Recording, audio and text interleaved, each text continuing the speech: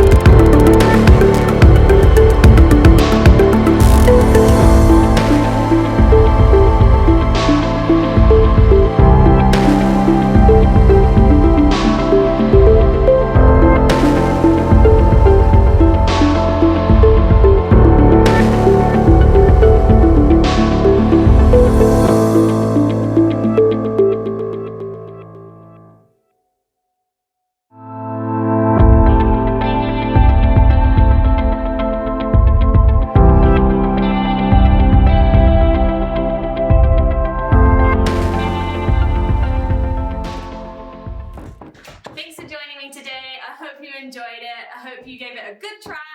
Give me a thumbs up, leave me a comment, and subscribe. See you next time.